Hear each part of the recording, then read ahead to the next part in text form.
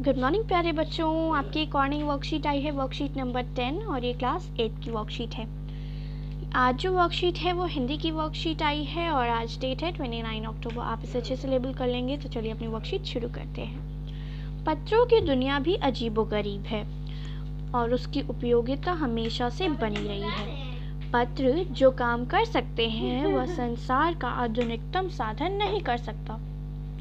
पत्र जैसा संतोष या एसएमएस का संदेश कहो दे सकता है। पत्र एक नया सिलसिला शुरू करते हैं और राजनीतिक, साहित्य तथा कला के क्षेत्रों में तमाम विवाद और नई घटनाओं की जड़ भी बने ही होते हैं।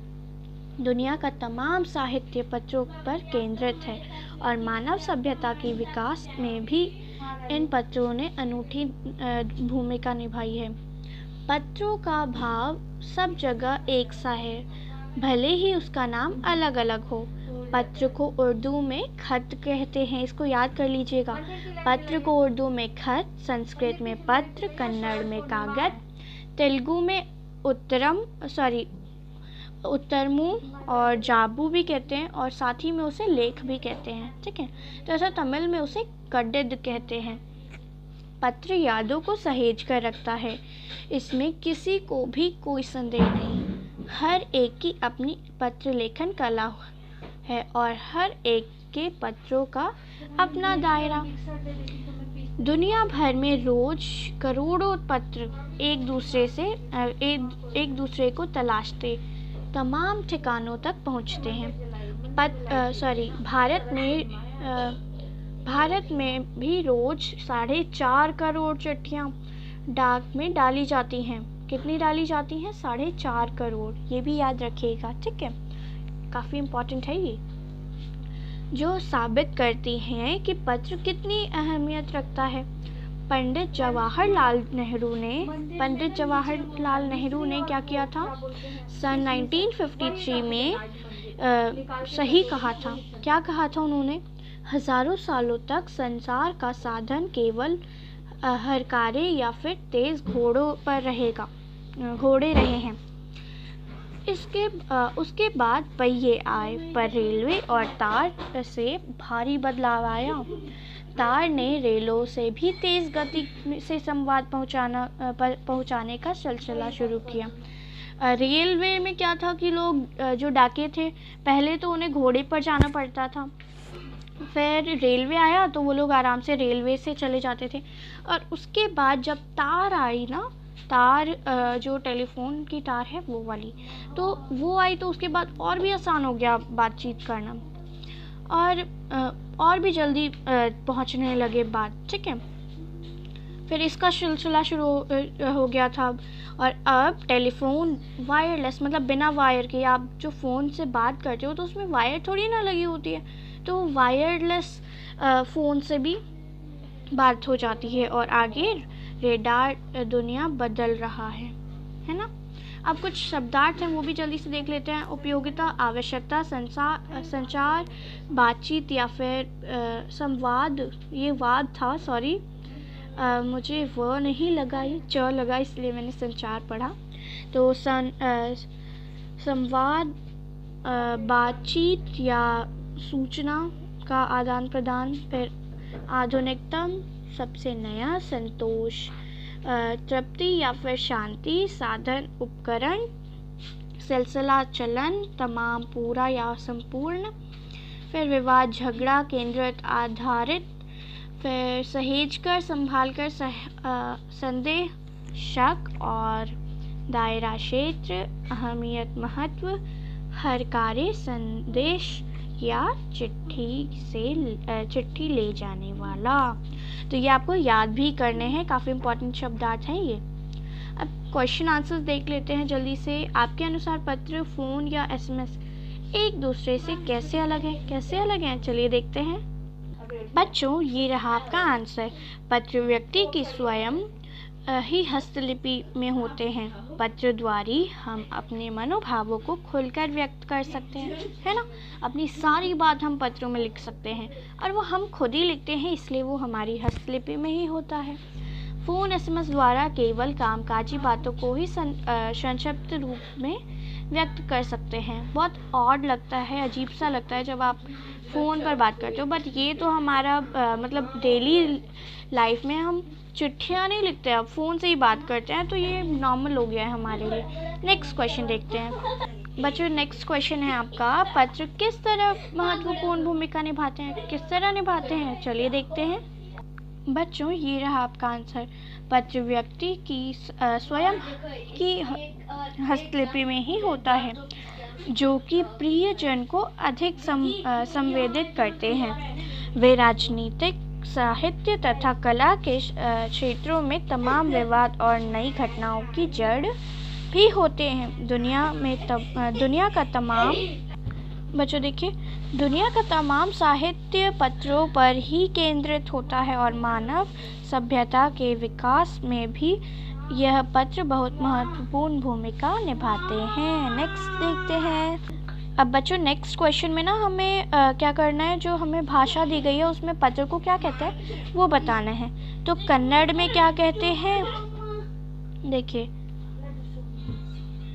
कन्नड़ में हम क्या कहते हैं, देखिए यहाँ से है ना, पत्र को उर्दू में ये कहते हैं खत, संस्कृत में, कन्नड़ में कागद कहते हैं। ठीक है, तो आप यहाँ से देखकर यहाँ पर लिख लेंगे क्या, कागद, कागद। ठीक है, ये लिखना है आपको कन्नड़ में। तमिल में क्या कहते हैं हम, तो बच्चों तमिल में हम कहते हैं इसको कडिद। यहाँ पर लिखा है देखिए कडिद, तो यहाँ से देखकर लिख लेंगे नीचे। ठीक है,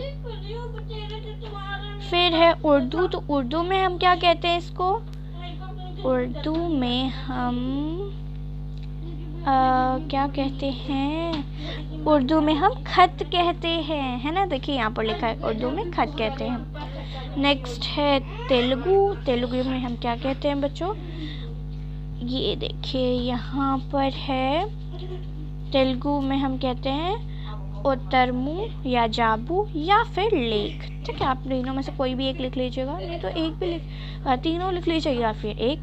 फिर संस्कृत में हम कहते हैं इसको पत्र, है ना, ये देखिए पत्र कहते हैं संस्कृत में, और हिंदी में इसे कहते हैं चिट्ठी। ठीक है, नेक्स्ट क्वेश्चन देखते हैं। हमारे देश में रोज लगभग कितनी चिट्ठियां डाक में डाली जाती हैं। जो महामारी की स्थिति अभी चल रही है उसके अनुसार इसमें कितनी चिट्ठियां डाक में रोज डाली जा रही होंगी, देखते हैं, हमें कैसे पता होगा। अब बच्चों हम इसको बिल्कुल यही तो नहीं बता सकते कि इतनी ही चिट्ठियां आ रही होंगी, हाँ, लेकिन अंदाज़ा लगा सकते हैं। हमारे देश में रोज़ लगभग 4.5 करोड़ चिट्ठियां डाक में डाली जाती हैं, और ये आप पैराग्राफ में ही पढ़ के समझ गए होंगे, है ना, उसमें दिखाया था ना। जो महामारी की स्थिति अभी चल रही है उसमें आधी चिट्ठियां भी ही यानी लगभग 2 करोड़ चिट्ठियां डाक में डाली जा रही होंगी। ये भी ज़्यादा ही है शायद से, क्योंकि अभी महामारी का टाइम है तो लोग बाहर निकल नहीं रहे हैं, है ना। नेक्स्ट क्वेश्चन देखते हैं बच्चों। हमारा नेक्स्ट क्वेश्चन है 5th क्वेश्चन। पंडित जवाहरलाल नेहरू जी के अनुसार हज़ारों साल पहले संचार के साधन क्या थे और बदलते बदलते क्या हो गए, तो देखते हैं इसका आंसर। बच्चों मैं इसे लिख कर नहीं दिखा रही, हाँ, बट यहाँ से लेकर आपको यहाँ तक लिखना है। हज़ारों साल तक संचार का साधन केवल हरकारे या फिर तेज़ घोड़े रहे हैं, उसके बाद पहिए आए। ठीक है, पर रेलवे और तार की से भारी बदलाव आया। तार ने रेलों से भी तेज़ गति से संवाद पहुँचाने का सिलसिला शुरू किया। अब टेलीफोन, वायरलेस और आगे रेडार दुनिया बदल रहा है। ठीक है, ये लिख लीजिएगा। फिर से बता देती हूँ, हज़ारों सालों तक से लेकर रेडार दुनिया बदल रहा है। ठीक है, नेक्स्ट क्वेश्चन देखते हैं बच्चों। अब अपना लास्ट क्वेश्चन देखते हैं हम, क्वेश्चन नंबर 6। अनूठी का अर्थ निराली या विशेष रूप से सबसे अलग। अब जिस प्रकार चिट्ठियों की दुनिया अनूठी है, उसी प्रकार आपके जीवन में या आसपास क्या क्या अनूठा है, उसे एक पिटारे में सहेज कर दिखाइए। आप अब पिटारे यानी बक्से का चित्र बनाकर या चिपकाकर उसमें अनूठी बातों को लिख भी सकते हैं या अनूठी वस्तुओं के चित्र बनाकर चिपका सकते हैं। तो इसका आंसर देखते हैं। अब बच्चों 6th क्वेश्चन का आंसर देख लेते हैं जल्दी से। मेरे पास अनूठी चीज़ के रूप में बहुत पुराने सिक्के हैं, क्योंकि मुझे इनको इकट्ठा करने का शौक़ है। क्योंकि पहले बच्चों अठन्नी चवन्नी चलते थे ना, तो वही उसी को मैंने संभाल कर रखा है। पहले का था, अब यूज़ नहीं होता है, तो मैंने उसको रखा है। और आप लिख सकते हैं बच्चों, आप डायरी लिख सकते हैं, पत्र लिख सकते हैं, और आपको ना एक पेपर टाइप बनाकर उसमें लिखना है, ठीक है। पिक्चर बना दीजिएगा या फिर कुछ भी बना दीजिएगा जो आपने रखा हो पहले, और वो बक्से पर चिपका दीजिएगा। अब मैं चिपका कर तो नहीं दिखा सकती, बट आप ये काम खुद कर सकते हैं। तो इसी के साथ हमारी पूरी वीडियो ख़त्म होती है, पूरी वर्कशीट ख़त्म होती है। Thanks for watching. अगर आपको हमारी वीडियो पसंद आए तो प्लीज़ लाइक करें और हमारे चैनल को सब्सक्राइब करना ना भूलें। और आज का टारगेट भी हम 150 रखते हैं, 150 लाइक्स।